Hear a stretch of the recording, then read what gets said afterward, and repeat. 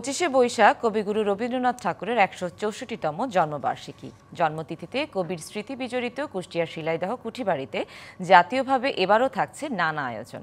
এখন চলছে শেষ মুহূর্তের প্রস্তুতি। তবে অরক্ষিত পড়ে রয়েছে কুঠিবাড়ির অদূরে কবির স্মৃতিধন্য কাচারি বাড়ি।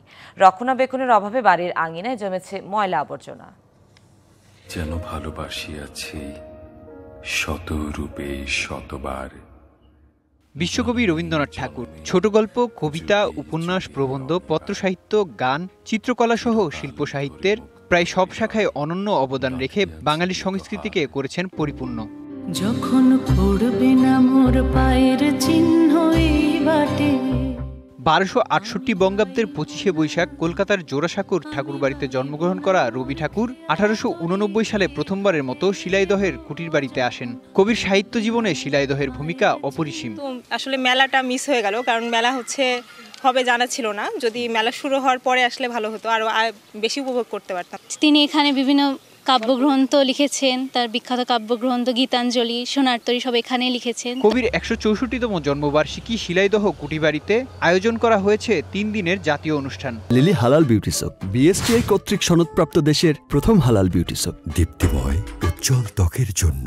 তবে এখনো অরক্ষিত অবহেলিত রবীন্দ্র কাচারি বাড়ি। সম্প্রতি প্রায় 1 কোটি টাকা ব্যয়ে দ্বিতল বাড়িটি সংস্কার করা হলেও আশেপাশের এলাকা যেন ভাগাড়। এটা যদি সংস্কার করা হয়, ওইটার সাথে সাথে এটা একটু পরিবেশ তৈরি করার দরকার। পরিষ্কার পরিচ্ছন্নতা হলে পরে জনগণ আরো দেখতে আগ্রহী হবে। এখানে লোকজন এসে বসার মতো পরিবেশ নাই, সেরকম দাঁড়ানোর মতো পরিবেশ নাই, ছায়া নাই, সেরকম সৌন্দর্যময় জায়গা নাই। এখানে এটা সংস্কার করা লাগবে।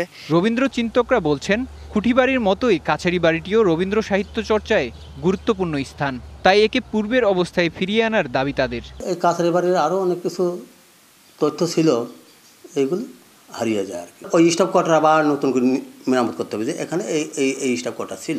তারপরে ওই ঘোড়ার রাস্তাবল, ওইরকম রাস্তাবল তৈরি করতে হবে। যদি ভালোভাবে ব্যবহার করা যায় তাহলে পর্যটক আকর্ষণের অন্যতম একটা কেন্দ্র হবে আর কি।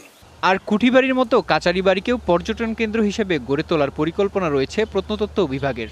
এবং আমাদের পরিকল্পনা রয়েছে টোটাল যে জায়গাটা প্রথম আমরা বাউন্ডারি ওয়াল নির্মাণ করে আমরা সেখানেও এই কবিগুরুর স্মৃতি বিজড়িত কুঠিবাড়ির মতো আমরা তার কাচারি বাড়িতে আমরা একটা ডিসপ্লে সেন্টার করে দর্শনার্থীদের জন্য উন্মুক্ত করব।